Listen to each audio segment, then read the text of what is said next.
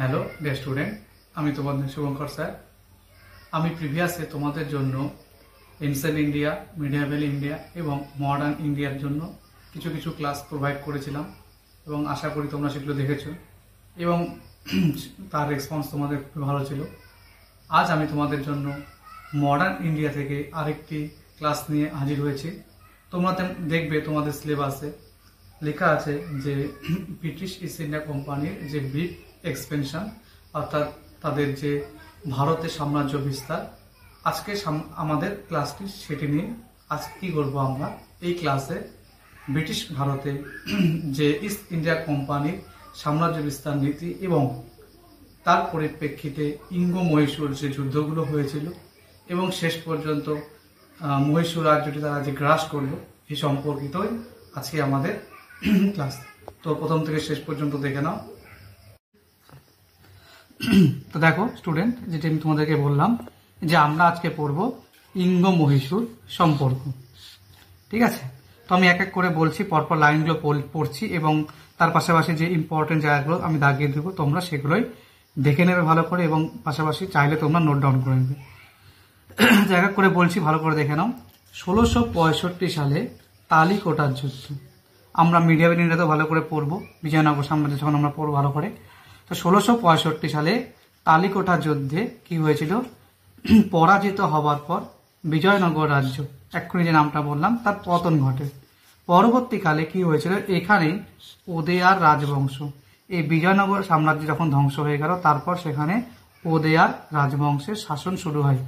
সালটি দেখো 1734 থেকে 1766। এই সময় পর্যন্ত এখানে ওদেয়ার বংশের একজন রাজা, তার নাম চিক্কা কৃষ্ণরাজ, তিনি কি করছিলেন? রাজত্ব করছিলেন। ঠিক আছে, তার পাশাপাশি এই রাজাকে নিয়ন্ত্রণ করত তার দুইজন মন্ত্রী, একজন দেবরাজ এবং আর একজন এই দেবরাজের ভাই নঙ্গরাজ। এই সময় আমি যে টাইমটা কথা বলছি 1734 থেকে 1766, এর মাঝামাঝি কোন একটি সময় কি হয়েছিল? হায়দার আলী কি হয়েছিল? উত্থান হয়েছিল। কি হিসেবে? একজন সামান্য সৈনিক হিসেবে হায়দার আলীর উত্থান হয়। এখনই নামটা বললাম আমি, রাজা চিক্কা কৃষ্ণরাজ, তার যে মন্ত্রী নঙ্গরাজ, তিনি কি করেছিলেন? 1755 সালে হায়দার আলীকে ডিন্ডিগুলের ফৌজদার পদে নিয়োগ করে। ওকে, নঙ্গরাজ কি করেছিলেন? পরবর্তীকালে এই রাজা চিক্কা কৃষ্ণরাজকে কি করেছিলেন? তার রাজত্ব থেকে পদ থেকে অবসান করেছিলেন, তাকে পদ থেকে সরিয়ে দিয়েছিল। এর কিছুকাল পরেই হায়দার আলী নঙ্গরাজ এবং দেবরাজকে কি করেছিল? ইনি আবার দেবরাজ নঙ্গরাজকে সরিয়ে দিয়েছেন।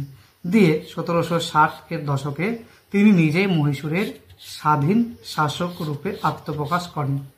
তো আমরা এইটুকুতে আমরা কি করলাম? মহীশূর এবং মহীশূরে কিভাবে হায়দার আলী এলো, আমরা সেইটুকু সম্পর্কে আলোচনা করলাম।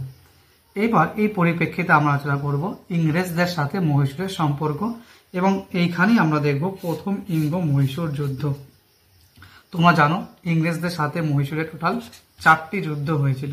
ঠিক আছে, তার মধ্যে 2টি যুদ্ধ হয়েছিল হায়দার আলীর সময়, আর বাদবাকি পরের যে 2টো যুদ্ধ হবে তা হয়েছিল কিন্তু তার পুত্র টিপু সুলতানের সময়। দেখো সালটি কত? 1768 থেকে 1769।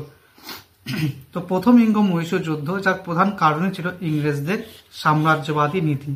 এর পূর্বে তারা কি করেছিল আমরা এর আগের ক্লাসে দেখব বা দেখেছি আমরা, যে বাংলায় পলাশী এবং বক্সারের মধ্য দিয়ে কিন্তু কোম্পানি নিজের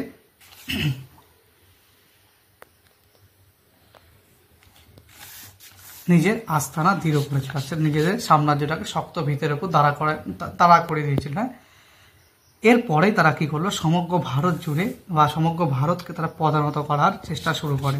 এরই প্রকৃষ্ট উদাহরণ হলো হায়দার আলীর মহীশূর রাজ্য। কি হয়েছিল? 1766 সাল নাগাদ তৎকালীন যে মারাঠা পেশোয়া ছিল, এই সময় মারাঠা পেশোয়া ছিলেন মাধবরাও। তিনি কি করেছিলেন? তার সঙ্গে মাধব রাওয়ের সঙ্গে হায়দার আলীর এই সময় যুদ্ধ চলছে। ঠিক এই সময় কি করেছিল? ইংরেজরা নিজামকে সহায়তা দান করে কি করেছিল? হায়দারকে আক্রমণ করার জন্য প্ররোচনা দিতে শুরু করে বা প্রলোভন দিতে শুরু করে। যদিও হায়দার কি করেছে দেখো, খুব শীঘ্রই মারাঠা এবং নিজামকে নিজ পক্ষে নিয়ে আসেন ইংরেজদের বন্ধু কর্ণাটককে তিনি আক্রমণ করলে শুরু হয় প্রথম ইঙ্গ মহীশূর যুদ্ধ। প্রথম ইঙ্গ মহীশূর যুদ্ধের সূচনা হয়ে যায়। তারপরে শেষ পর্যন্ত দুই পক্ষে 1769 সালে মাদ্রাসের সন্ধি স্বাক্ষর হয়। এই সন্ধির দ্বারা কিন্তু প্রথম যুদ্ধের সমাপ্তি হয়ে গেল। ঠিক আছে, তার প্রথম ইঙ্গ মহীশূর যুদ্ধ যা শুরু হয়েছিল 1768 সালে, শেষ হয় 1769 সালে। প্রথম যে যুদ্ধটি তার সমাপ্তি মাদ্রাসার সন্ধির শর্ত অনুযায়ী। ঠিক আছে, এবার আমরা আলোচনা করব দ্বিতীয় ইঙ্গ মহীশূর যুদ্ধ। সময়টা কাল দেখবে 1780 থেকে 1784। মাদ্রাস যে সন্ধিটি হলো প্রথম যুদ্ধের পরে, সেখানে একটি শর্ত বলা হয়েছিল কি, যে মাদ্রাস সন্ধির শর্ত ছিল কোনো পক্ষই অপর পক্ষকে আক্রমণ করবে না। এটি প্রথম কথা। দ্বিতীয় কি, যদি তৃতীয় কোনো পক্ষ অন্য কোনো এক পক্ষকে, ইংরেজ বা হায়দারকে আক্রমণ করে, তাহলে কিন্তু কি করবে, তাহলে এক পক্ষ আর এক পক্ষকে সহায়তা করবে। তৃতীয় পক্ষ যদি অন্য কোনো কাউকে আক্রমণ করে, অন্য পক্ষ আর অপর পক্ষকে সহায়তা করবে। এটি ছিল এই মাদ্রাস সন্ধির শর্ত। কিন্তু কি হলো, 1771 সালে যখন মারাঠারা মহীশূর আক্রমণ করে, তো 1771 সালে যখন মারাঠারা মহীশূর আক্রমণ করেছিল, এই সময় ইংরেজদের উচিত ছিল কি, যে না, ইংরেজদের উচিত ছিল হায়দার আলীকে সাহায্য করা। তো তারা তো হায়দারকে সাহায্য করবেই না, বরং তারা মারাঠাদেরকে সাহায্য করবে। ফলে হায়দার স্বাভাবিকভাবে ইংরেজদের উপর রুষ্ট হয়। এদিকে কি হয়েছে, ইংরেজরা মহীশূরে অবস্থিত ফরাসি ঘাঁটি মাহে দখল করে।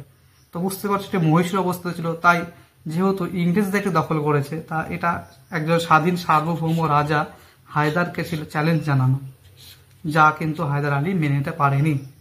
আর এদিকে ফরাসিদের সাথে হায়দার আলীর একটি সুসম্পর্ক গড়ে উঠেছিল, যা ছিল ইংরেজদের চক্ষুশূল। এরই পরিপ্রেক্ষিতে কি হলো, 1780 সালে হায়দার আলী কর্ণাটক আক্রমণ করেন। এই কর্ণাটক আক্রমণ করার সাথে সাথেই শুরু হয়ে যায় দ্বিতীয় ইঙ্গ মহীশূর যুদ্ধ। হায়দার এই যুদ্ধে কি করেছিল, ইংরেজ সেনাপতি বেইলিকে গুরুতরভাবে পরাজিত করেন। কিন্তু এই সময় গভর্নর জেনারেল ছিলেন ওয়ারেন হেস্টিংস। ঠিক আছে, ওয়ারেন হেস্টিংস কি করলেন, সুচতুরভাবে নিজাম এবং মারাঠাদের হায়দার আলীর কাছ থেকে পৃথক করে দেন। এখানে মারাঠারা একটি কারণে, আমি যখন ইঙ্গ মারাঠা রিলেশন পড়াবো, সেখানে তোমরা দেখবে যে এই একই সময় কিন্তু প্রথম ইঙ্গ মারাঠা যুদ্ধ শুরু হয়েছিল। তো এর জন্যই মারাঠারাও কিন্তু এই সময় হায়দার আলীর সাথে যুক্ত হয়েছিল।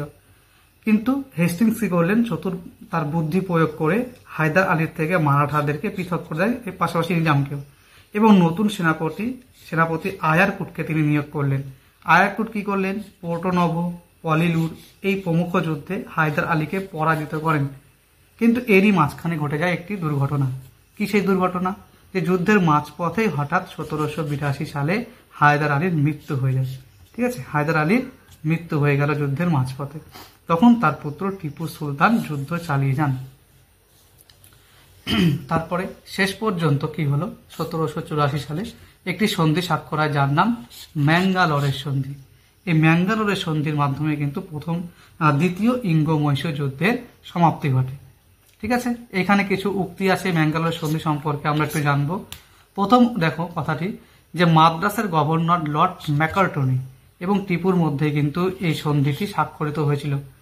তাই বাংলার যিনি গভর্নর জেনারেল ছিলেন ওয়ারেন হেস্টিংস, তিনি কিন্তু এই সন্ধিটি মেনে নিতে পারেননি এবং এই সন্ধিকে তিনি কি করেছিলেন, অপমানজনক শান্তি চুক্তি আখ্যা দিয়েছিলেন। খুব ইম্পর্টেন্ট কিন্তু, এটি ভালো করে তোমরা কিন্তু মনে রাখবে।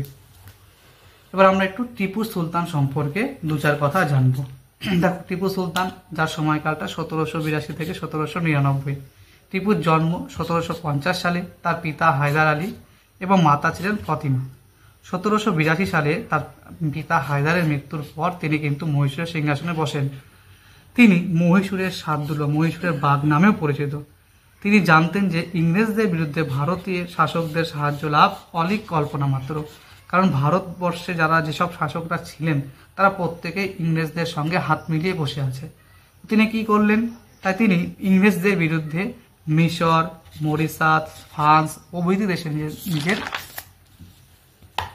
ব্রিটিশ বিরোধী সাহায্য লাভের আশায় নিচে দূত প্রেরণ করেন। ঠিক তার সময় কি হয়েছিল, ফরাসি বিপ্লব হয়েছিল। আমরা মডার্ন ইউরোপে পড়বো ভালো করে ফরাসি বিপ্লব সম্পর্কে।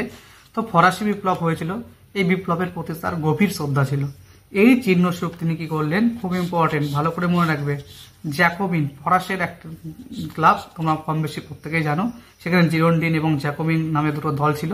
সে জ্যাকোবিন ক্লাবের তিনি সদস্য পদ গ্রহণ করেন এবং এর পাশাপাশি কি করলেন, তিনি তার নিজ রাজধানী শ্রীরঙ্গপট্টনম এখানে স্বাধীনতার বিক্ষোভ ট্রি অফ লিবার্টি রোপণ করেন। ওকে, এবার আমরা একটু জানবো তৃতীয় ইঙ্গ মহীশূর যুদ্ধ সম্পর্কে। সালটি দেখো কত বলেছে, 1790 থেকে 92। ঠিক এই সময় কথা যেটা আমি বলছি, তৃতীয় ইঙ্গ মহীশূর যুদ্ধের কিছু কাল আগে গভর্নর জেনারেল হয়ে আসেন কে, সাম্রাজ্যবাদী লর্ড কর্নওয়ালিস। তিনি এসে কি করলেন, টিপুর বিরুদ্ধে মারাঠা এবং নিজামকে নিয়ে কি করলেন, জোট তৈরি করলেন। ঠিক আছে, কোম্পানি টিপুর বিরুদ্ধে ফরাসি জোটবন্ধ হওয়ার অভিযোগ আনে যে ফরাসিরা নাকি টিপুর সাথে একটা যোগসূত্র স্থাপন করেছে, এটি একটি তারা অভিযোগ আনেন। এবং এর পাশাপাশি এই সময় টিপু কি করেছিলেন, ইংরেজদের মিত্র দেশ বা মিত্র রাজ্য তিবাঙ্কুর আক্রমণ করেছিল, যার ফলে এই আক্রমণের ফলাফল স্বরূপ শুরু হয়ে যায় তৃতীয় ইঙ্গ মহীশূর যুদ্ধের স্বয়ং সেনাপতি ছিলেন লর্ড কর্নওয়ালিস। যাই হোক, যুদ্ধ চলল, যুদ্ধে কিন্তু টিপু গুরুতরভাবে পরাজিত হন এবং 1792 সালে দুই পক্ষে শ্রীরঙ্গপট্টনমের সন্ধি স্বাক্ষরিত হয়। যুদ্ধের সমাপ্তি ঘটে এবং যুদ্ধের ফলাফল কি দাঁড়ায় দেখো, যুদ্ধের ফলে কিন্তু কোম্পানি, ইংরেজ ইস্ট ইন্ডিয়া কোম্পানি টিপুর রাজ্যের অর্ধাংশ কেড়ে নেয়, তার সেনাবাহিনী কমিয়ে দেওয়া হয় এবং তার দুই পুত্রকে কিন্তু আমানত হিসেবে ইংরেজরা বন্দী করে রাখেন। তো তৃতীয় ইঙ্গ মহীশূর যুদ্ধ আশা করি বুঝতে পারলে। এবার আমরা শেষ যে যুদ্ধটি হয়েছিল, চতুর্থ ইঙ্গ মহীশূর যুদ্ধ, এটি সম্পর্কে আলোচনা করব।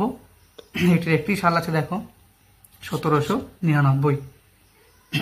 ঠিক আছে, তো শ্রীরঙ্গপট্টনমের সন্ধি এক্ষুনি যে তোমাদের বললাম, যেটা অপমানজনক একটি সন্ধি ছিল, এই সন্ধি কিন্তু স্বাধীন চেতার টিপু কিন্তু দীর্ঘদিন মেনে নিতে পারেনি, তার মেনে নেওয়া সম্ভবও ছিল না।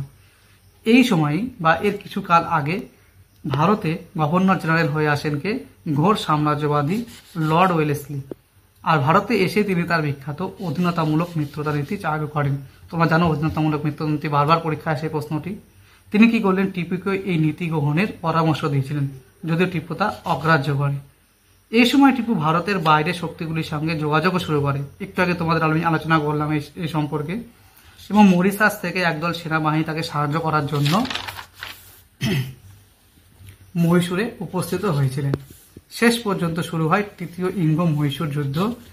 এই চতুর্থ ইঙ্গ মহীশূর যুদ্ধে লর্ড ওয়েলেসলির ভাই আর্থার ওয়েলেসলি, যিনি পরবর্তীকালে ইংল্যান্ডের প্রধানমন্ত্রী পদে বসবেন এবং তার নাম হবে ডিউক অফ ওয়েলিংটন, তিনি কি করলেন, যুদ্ধে প্রধান নেতৃত্ব দেন এবং শেষ পর্যন্ত নিজ রাজধানী রক্ষার্থে কিন্তু টিপু যুদ্ধক্ষেত্রে শহীদের মৃত্যু বরণ করেন। তো এইভাবে 4টি যুদ্ধ হলো, 4টি যুদ্ধের মাধ্যমে কিন্তু স্বাধীন মহীশূর রাজ্যের পতন হয়। এবার 2-4 কথা একটু বলি। দেখো টিপুর মৃত্যুর পর কি হলো। টিপুর মৃত্যুর পর এক্ষুনি তোমাদের প্রথমে শুরু করেছিলাম যে সেখানে ওদেয়ার বংশের রাজত্ব ছিল, রাজা ছিলেন চিক্কা কৃষ্ণরাজ, তাই না? তো টিপুর মৃত্যুর পর ওদেয়ার বংশেরই একজন ব্যক্তিকে কি করা হলো, সিংহাসনে বসিয়ে দেয়। হ্যাঁ, সিংহাসনে বসিয়ে দিয়ে তার সঙ্গে ওয়েলেসলি কি করলেন, অধীনতামূলক মিত্রতা নীতি স্বাক্ষর করেন। এইভাবেই স্বাধীন সার্বভৌম মহীশূর রাজ্যের পতন ঘটে। বুঝতে পারলে যে এখানে আমি আরেকবার একটু মেনশন করে দেখো, বলাই আছে ভারতে ব্রিটিশ সাম্রাজ্যবাদের প্রসার। তার মধ্যে আমরা আজকে ইঙ্গ মহীশূর সম্পর্কটাই কমপ্লিট করলাম। 4টি যুদ্ধ হয়েছিল মহীশূরের সাথে। প্রথম ইঙ্গ মহীশূর যুদ্ধ, যেখানে মাদ্রাসের সন্ধির দ্বারা শেষ পর্যন্ত যুদ্ধের পরিসমাপ্তি ঘটে। দ্বিতীয় ইঙ্গ মহীশূর যুদ্ধ, যার পরিসমাপ্তি ঘটেছিল ম্যাঙ্গালোরের সন্ধির মাধ্যমে। তৃতীয় ইঙ্গ মহীশূর যুদ্ধ 1792 থেকে